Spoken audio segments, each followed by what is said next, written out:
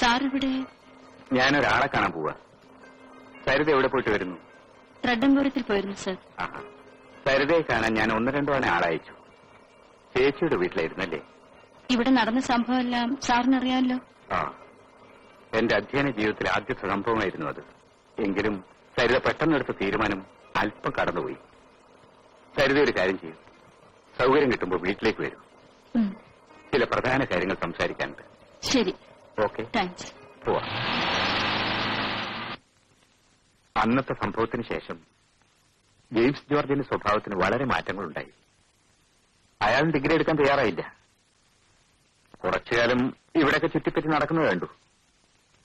സരിത പോയതിനു ശേഷം പിന്നെ അയാളെ കണ്ടിട്ടില്ല.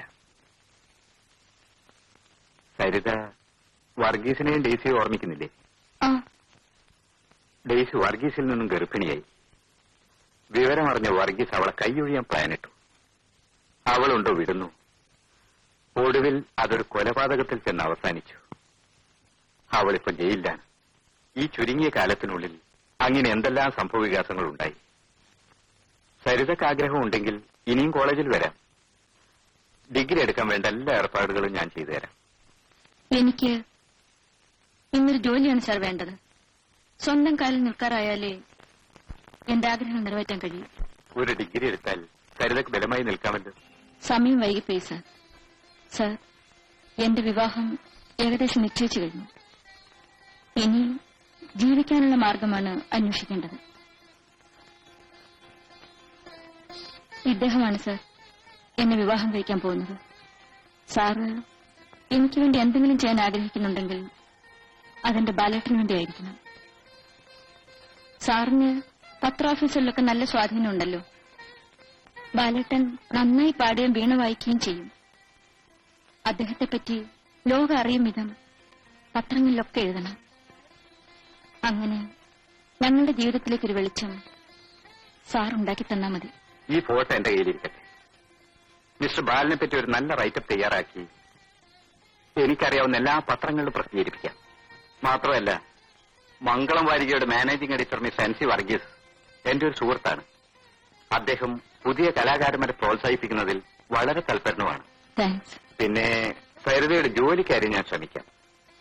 തിരുവനന്തപുരത്തെ സിത്താര ബാങ്കിന്റെ മാനേജിംഗ് ഡയറക്ടർ എന്റെ അടുത്തൊരു ബന്ധുവാണ്. ഞാനൊന്ന് വിളിച്ച് ചോദിക്കട്ടെ? ശരി സർ.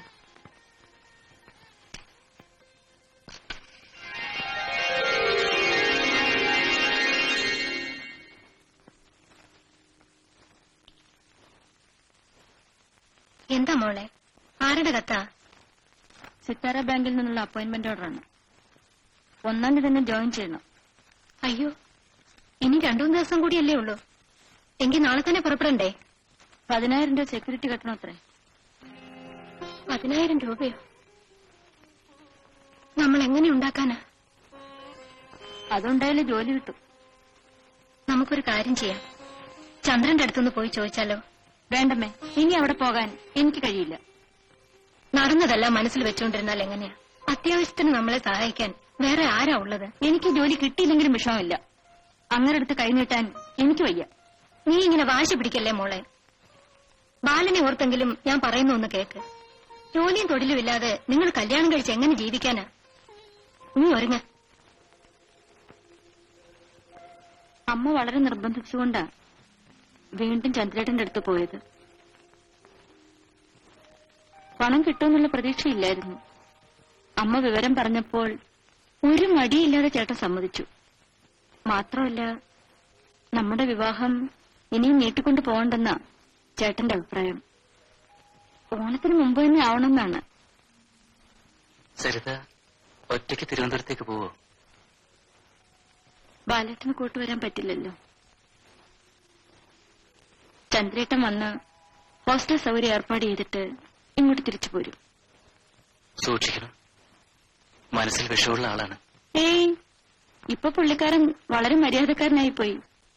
പണ്ടത്തെ പകയും വിദ്വേഷവും ഉണ്ടായിരുന്നെങ്കിൽ ഞങ്ങളെ കണ്ടത് ആട്ടി പുറത്താക്കുമായിരുന്നില്ലേ? സരിത പോയാൽ എന്നാ തിരിച്ചു വരിക? നമ്മുടെ കല്യാണത്തിന്. അത്രയും താമസിക്കോ? ജോലിക്ക് ചേർന്നത് 3-ാം മാസം നമ്മുടെ കല്യാണം. എഴുത്തേതില്ലേ? എന്നും എഴുതും. ബാലേട്ടനല്ലാതെ ഞാൻ ആർക്കെഴുതാനാ? സരിതയുടെ എഴുത്ത് മാത്രമായിരിക്കും എനിക്കൊരാശ്വാസം. സരിതയില്ലാതെ എനിക്കിനി ജീവിക്കാൻ കഴിയില്ല.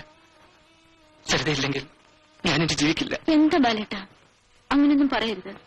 ബാലേട്ടന് എന്നെ വിശ്വാസമില്ലേ? എനിക്കെന്തോ പേടി തോന്നുന്നു. ഈ ലോകത്തിന്റെ കറുപ്പും മനുഷ്യ മനസ്സിന്റെ കറുപ്പും കാണാൻ ദൈവം എനിക്ക് കാഴ്ച തന്നില്ലല്ലോ.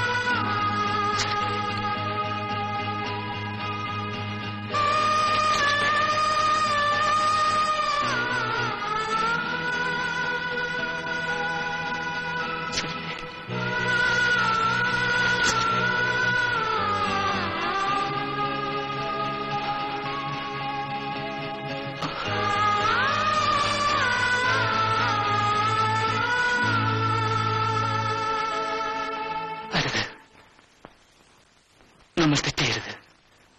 ഒരിക്കലും തിരുത്താനാവാത്ത ഈ തെറ്റ് നമ്മൾ ചെയ്യരുത്. ബാലേട്ട, കതിർ മണ്ഡപത്തിൽ വെച്ച് ഞാൻ താലി കെട്ടുന്ന പെൺകുട്ടി തികച്ചും പരിശുദ്ധമുള്ളവളായിരിക്കണം.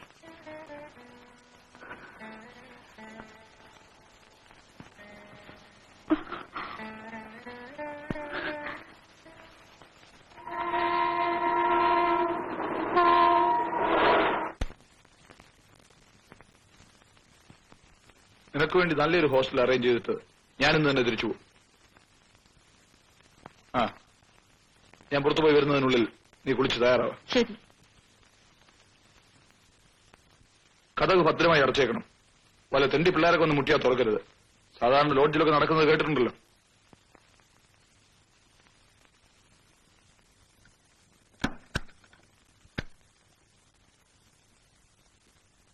രേഖ, സരിത ഇപ്പോ അവിടെ എത്തിയിട്ടുണ്ടാവില്ലേ?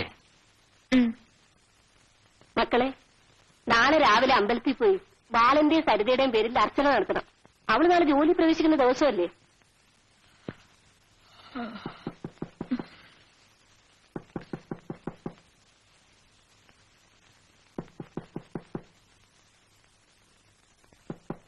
ആരാ?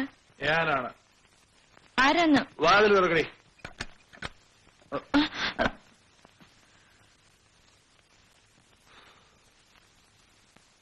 ഹോസ്റ്റൽ സൗകര്യം നാളേക്ക് റെഡിയാവും.